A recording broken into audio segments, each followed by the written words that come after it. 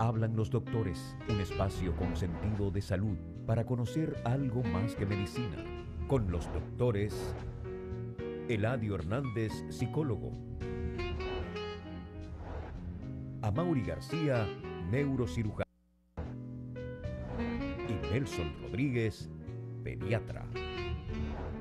Hablan los doctores, el mundo de la salud en su más completa dimensión. Muy buenos días, iniciamos como todas las mañanas, hablan los doctores aquí por Teleradio América.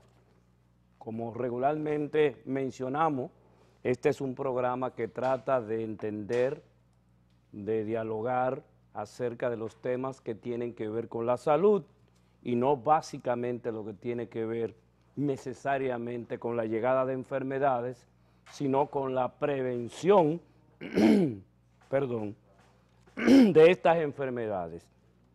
Hoy es miércoles 23 de septiembre del año 2015 y como todas las mañanas tratamos de que usted se entere de lo que salió en primera plana en los diferentes periódicos y básicamente en nuestro caso de los periódicos gratis que aparecen diariamente aquí en la capital dominicana. Y uno de estos habla de el asunto que tiene que ver con la veda de los 23 productos que los empresarios haitianos han impuesto acerca de no recibir esos productos en Haití. Y como siempre, como la historia se reduce, quienes van a sufrir justamente son la gente pobre haitiana que viven en la pobreza y esta veda justamente va probablemente a acelerar esa condición. ¿En qué nos favorece a nosotros los dominicanos esa veda que hacen los empresarios haitianos? Yo pienso que son simplemente conflictos entre sectores, entre el sector empresarial dominicano y el sector empresarial haitiano, que aparentemente no se ponen de acuerdo frente a una situación que puede y va a afectar, como dice la Unión Europea, va a disparar la inflación en el pueblo haitiano, porque estos productos básicos que entran a esta nación van a estar restringidos de la llegada de esto. Así que ojalá estos empresarios, tanto los de este lado como los de Haití, puedan ponerse de acuerdo y en algún momento pensar en el pueblo, en algún momento pensar que las riquezas se multiplican, se hacen en función de quienes la trabajan y en función también de ese intercambio de que nosotros no hemos gozado ni en Haití ni en República Dominicana de contar con una burguesía como estructura social que pueda realmente pensar en el país y pueda crear toda la infraestructura de una nación que debe desarrollarse. Y los ejemplos están ahí, nosotros no simplemente lo vemos de lado. Singapur era hasta hace poco, por decirlo de una manera, un pueblo de edad media, y hoy Singapur, Corea, son pueblos que producen alta tecnología. Entonces, si nosotros no nos detenemos a tener esa infraestructura de personas que piensen en la nación, vamos a estar siempre en el caos, vamos a estar siempre escuchando, viendo noticias como esta que tienen que ver con que dos grupos de empresarios no se pusieron de acuerdo y simplemente están afectando lo que es la vida cotidiana de una nación. Por otro lado, aparece la noticia de que el dengue sigue causando, permítame tomar algo, sigue causando problemas, sigue causando dificultades y básicamente en este caso en los hospitales infantiles están produciendo estragos con relación a esto. Hemos dicho centenares de veces que las estadísticas que presentan las autoridades regularmente no necesariamente corresponden a la verdad, y lo que sí tenemos es que, y hay un análisis que aparece también en el periódico, en uno de los periódicos, que analiza el trabajo que hacen los diferentes ayuntamientos de República Dominicana, y vemos cómo esa deficiencia en términos de la observancia y responsabilidad que deben hacer no lo están cumpliendo, y por lo tanto el ayuntamiento, salud pública y todas las instituciones que tienen que preservar la salud de nosotros los dominicanos andan capa caída. Vuelvo a repetir, lo he dicho muchas veces, de que antes funcionábamos con un solo ayuntamiento, de repente se han organizado cualquier cantidad de ayuntamientos y las dificultades también se han multiplicado. Así que el asunto no está en tener pedazos de la capital como la convirtieron hace mucho tiempo o hace un tiempo, sino realmente poder tener la estructura de los ayuntamientos que puedan funcionar, haciendo sus responsabilidades. La basura no puede seguir como está y cualquiera. Ayer veía yo un señor en una camioneta del año pararse en una de las vías y empezar a sacar funda de basura y tirándola en la calle. O sea, ¿quién realmente tiene la responsabilidad en términos de tratar de que estos acontecimientos realmente no puedan hacerse? Si bien es cierto, los ayuntamientos son culpables porque no dan la infraestructura de que la gente pueda depositar la basura en un lugar. Si usted va por los kilómetros, por ejemplo, por ahí por el 8.5, eso da ganas de llorar. La gente sale de todos los sectores, tanto del sector de clase media como el sector que está a la derecha, yendo de aquí hacia la Luperón, y eso es, en medio de la avenida Independencia, hay un vertedero de basura. En Villamella ni hablar la cantidad de basura que existen. O sea, si usted da una vuelta por la capital y que no me hablen de Santo Domingo Norte, Sur, Este, no, de la capital dominicana, da ganas de llorar la incapacidad de los ayuntamientos frente a la responsabilidad y al dinero que cada uno de nosotros aporta para cada uno de esos ayuntamientos. En cada uno de los ayuntamientos y en los sectores o en las urbanizaciones cobran la basura para que no exista, para que no esté, y va esa gente regularmente y religiosamente a hacer su trabajo. Definitivamente que no. Entonces el dengue, Amaury García, va a estar presente permanentemente en la medida que el clima también se deforma, en la medida de que todo esto pasa, nosotros vamos a seguir teniendo estos graves problemas y como dice uno de los titulares, casos de dengue van en aumento, así que, ¿qué hacer? Y hemos dicho, buenos días, Eladio, buenos días, amigo televidente, y hemos dicho en reiteradas ocasiones que el problema del dengue es que el dengue llegó hace muchos años y llegó para quedarse, y la razón es muy simple. País tropical, país donde nosotros encontramos que la cantidad de desperdicio o sea, de reservorio, que son, digamos, los lugares naturales donde se desarrolla la mosquita del Aedes aegypti, esa medio de vector, de transmisor del dengue. Porque no es un mosquito, ¿verdad? Bueno, es el la que hembra. Pica es la hembra, correcto.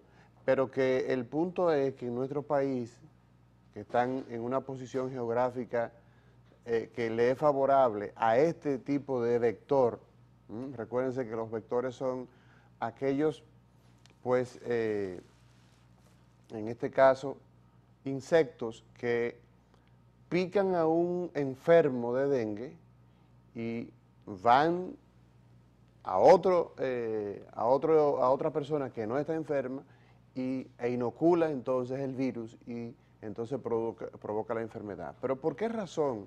Nosotros estamos viendo que, por ejemplo, en el Hospital Hugo Mendoza nos dice, bueno, solamente aquí tenemos reportado 300 tantos, 400 casos en lo que va de año.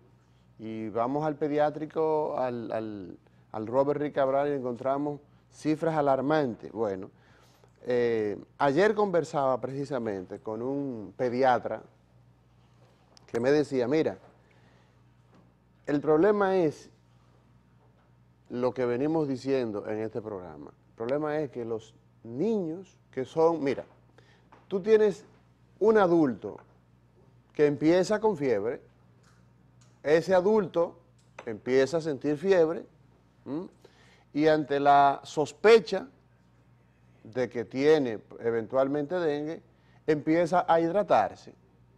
Pero el dengue llega a un punto donde la deshidratación es tan importante, donde ya no hay vuelta atrás.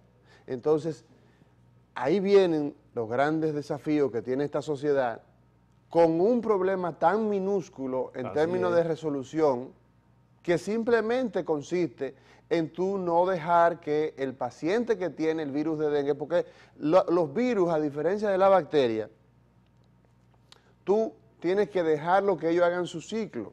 O sea, el proceso inicia y va a concluir. El problema es si tú permites que se intervengan, que este problema tome órganos sensibles, y entonces en el caso del dengue, esa deshidratación va ganando espacio al punto que concluye entonces involucrando sistemas, como es el caso del sistema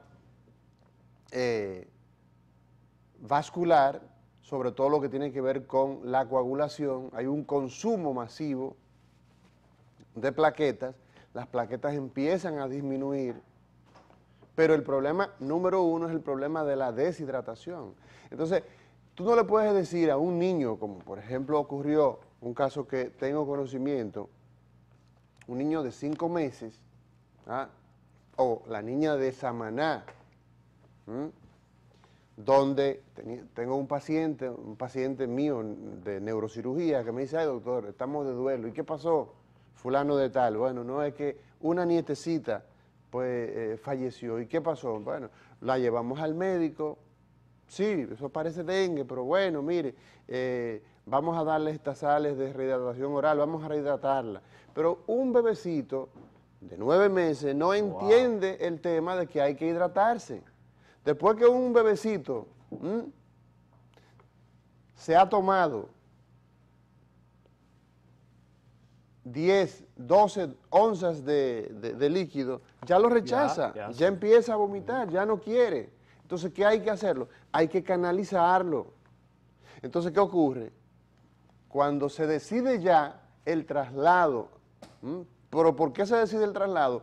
Porque no ha habido un manejo efectivo en el lugar donde se ha atendido de primera intención. Entonces, ahí vienen los casos que cuando llegan ya no hay forma de tú reanimarlo hídricamente, o sea, por más que lo hidrates, ya ha llegado a un punto donde ya no hay vuelta atrás. Entonces el problema del dengue, repetimos, es que el paciente del dengue empieza haciendo fiebre y desde que existe la sospecha, ese niño tiene que canalizarse, si no nosotros vamos a seguir teniendo números deshonrosos ante un sistema de salud que ya tiene un protocolo, ya dice cómo se debe manejar. Óigame, usted, abuelo, abuela, tía, tío, padre, sobrino, que tenga casos que inician con fiebre en esta época, imagínense que esos casos pueden ser una apendicitis, que no es la forma, que finalmente termine siendo una apendicitis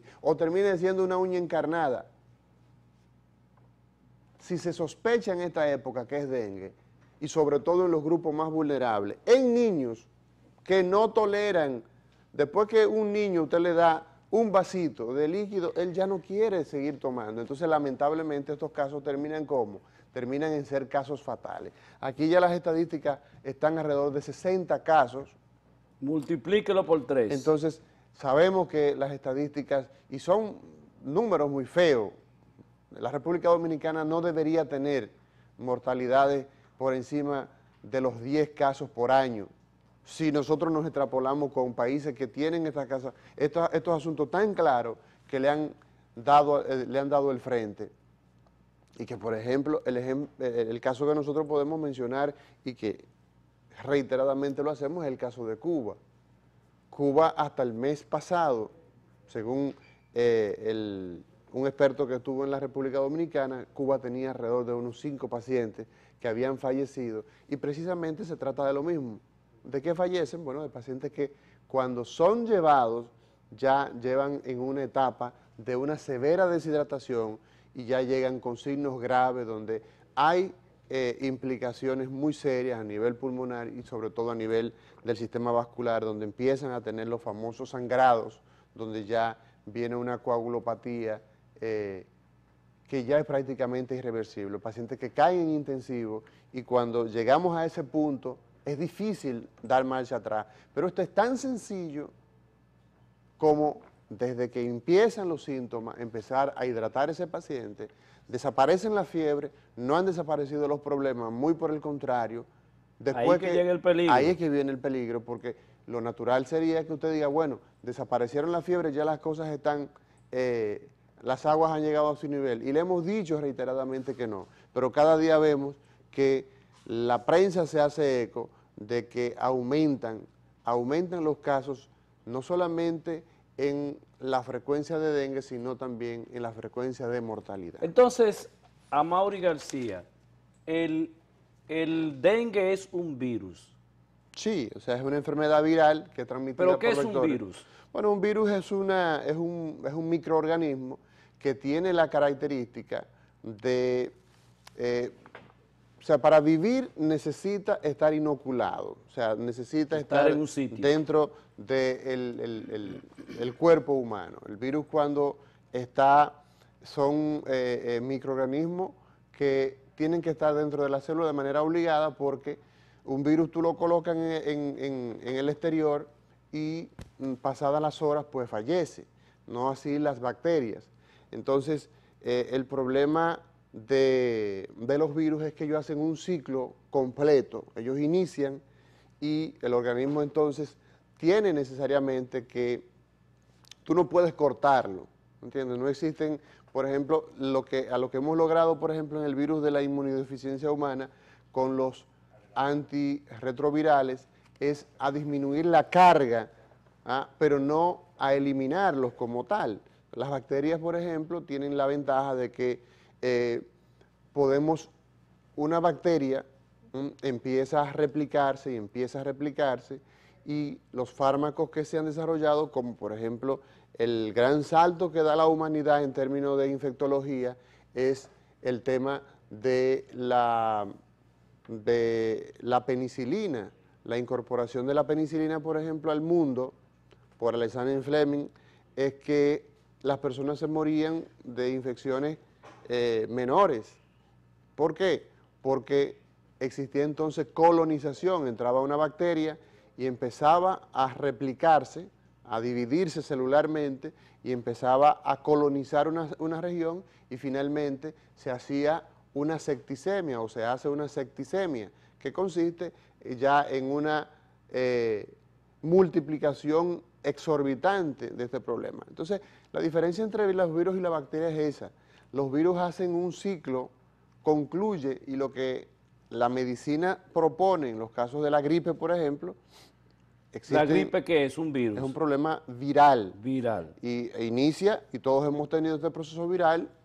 Nosotros aumentamos nuestra defensa. ¿De qué manera? Bueno, creando sobre todo una hidratación adecuada, donde nuestro medio interno esté fortalecido, pero los procesos, por ejemplo, cuando un proceso gripal, tú te descuidas, puede ser, como el sistema de defensa disminuye, puede ser aprovechado por bacterias y colonizar. Entonces una persona puede terminar con una neumonía. Y el problema de la neumonía es O sea, que un virus se convierte en bacteria. No. Sino que el proceso viral deprime tanto el sistema inmunológico que permite que se incorporen otros microorganismos como Rickettsia, como, o sea, otros microorganismos en términos generales. Entonces, esto es básicamente el asunto. Entonces, cuando nosotros adquirimos una bacteria, la bacteria ¿quién tiene mayor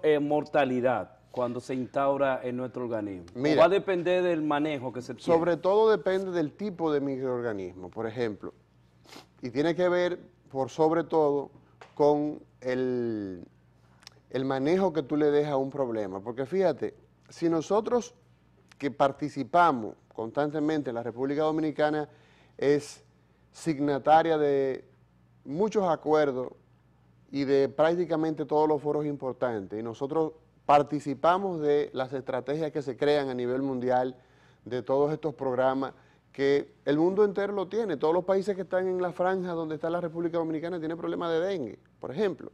Entonces, ¿qué ocurre?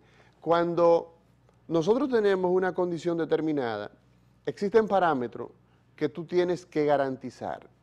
Y decíamos, un virus perfectamente, en muchas ocasiones hemos escuchado incluso comerciales que dicen, bueno, tenga cuidado con la gripe porque una simple gripe, simple catarro común puede llevarte al cementerio. ¿Y de qué depende? El cuerpo humano tiene una serie de defensas donde de manera abrupta, de manera repentina, en términos de horas, de días, si tú permites que esas defensas, sobre todo lo que tiene que ver con la hidratación, tú dejas que esos niveles de hidratación disminuyan, te deja el organismo sin defensa. Entonces tú tienes que la República Dominicana, al ser un país tan cálido, en esta parte del año, donde tú de forma natural te deshidratas, y encima de eso tienes un proceso viral que está consumiendo, o sea, está llevando una máquina. Imagínate que es un vehículo, que es un tren y lo lleva a toda máquina. Entonces vas a tener que finalmente van a incrementarse, vas a terminar consumiendo todas las reservas. Entonces podemos tener que un simple virus entonces puede terminar con la vida de una persona. Entonces, sobre todo tiene que ver con el tipo de virus y tiene que ver mucho con el manejo que le das. Entonces, nosotros tenemos, por ejemplo, sobre la piel, en la garganta, nosotros tenemos microorganismos, tenemos bacterias, por ejemplo, tenemos el estafilococo. El estafilococo vive normalmente, tú tomas una torunda, un algodón húmedo, te lo pasas por la piel y lo van al laboratorio y te van a reportar que ahí hay estafilococo, por ejemplo. Ahora bien, es una bacteria. Entonces, ¿qué pasa? Cuando esa bacteria migra a otra zona del cuerpo, entonces ahí tenemos problemas. Okay. ¿Por qué? Porque se sale de su lugar natural.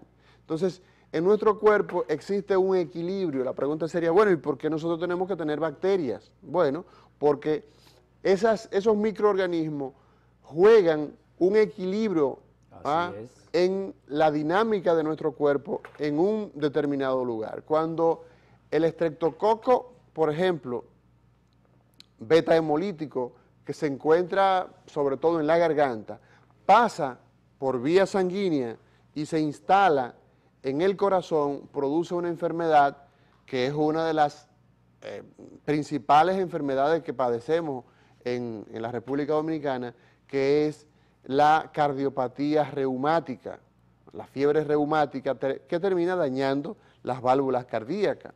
Entonces, como te darás cuenta, el cuerpo humano tiene un equilibrio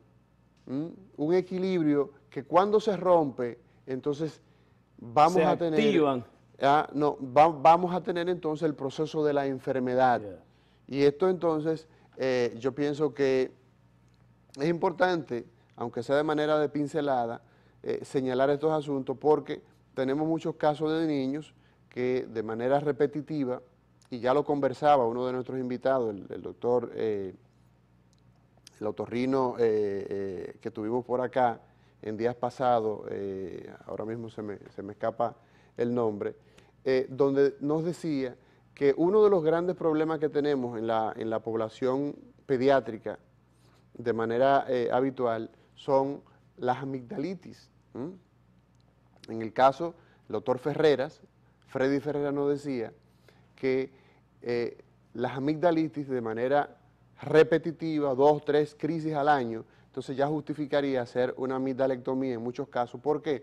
Por el peligro que tiene esta enfermedad de concluir dañando entonces las válvulas cardíacas. Ahora, doctora Mauri García, si nosotros adquirimos el virus del dengue a través del vector de la mosquita, ¿cómo nosotros adquirimos la bacteria? ¿Quiénes nos la transmiten? ¿Cómo pasa ese acontecimiento? Bueno, los procesos infecciosos tienen muchas vías de contaminación. Por ejemplo, las heridas, las laceraciones, son puertas de entrada. Cuando una mucosa, por ejemplo, la mucosa oral, se abre, da la oportunidad a que esos microorganismos penetren. La piel, por ejemplo, es una de las barreras de mayor importancia que tiene el cuerpo humano, y cuando se produce entonces la violación, la alteración de la piel, a través de esa vulnerabilidad, de esa puerta que le abre, entonces pueden penetrar las bacterias. Entonces, uno de los grandes problemas que se tiene es cuando las bacterias logran de manera importante llegar a la sangre. O sea, cuando tenemos una invasión de bacterias que cae a la sangre, esto entonces se convierte eventualmente en una septicemia. Y esto entonces es un problema ya mayúsculo. ¿Por qué? Porque tenemos que una persona puede tener una infección bacteriana, por ejemplo, imagínate que hay un contacto sexual y hay uno de los individuos, de los pacientes que tiene un proceso infeccioso a nivel de las vías urinarias. Y entonces el roce constante, piel con piel, lacera la piel y permite entonces que entre el microorganismo. Entonces tenemos una infección urinaria. ¿Y cómo se va a manifestar esta infección urinaria? Bueno, mire, doctor, es que cuando voy al baño, voy a orinar, entonces siento mucho dolor al orinar. El caño de la orina me resulta muy doloroso. Entonces, una infección tan habitual como son las infecciones urinarias, que no se le da manejo, donde el paciente no se hidrata adecuadamente, donde la vejiga entonces resulta ser el reservorio de todas esas bacterias, puede terminar entonces pasando ese gran cúmulo de bacterias en la vejiga, en la uretra, en el tracto urinario inferior, pasar entonces a los riñones y de los riñones entonces pasar a todo el cuerpo y producirse una septicemia. Entonces, esa sería la forma más simple quizá de explicar la diferencia entre la contaminación por virus y la contaminación por bacterias. Bueno. Pero, obviamente sí. No, creí que había terminado. No, te decía que es básicamente la manera en que se produce la diferenciación entre los virus y las bacterias.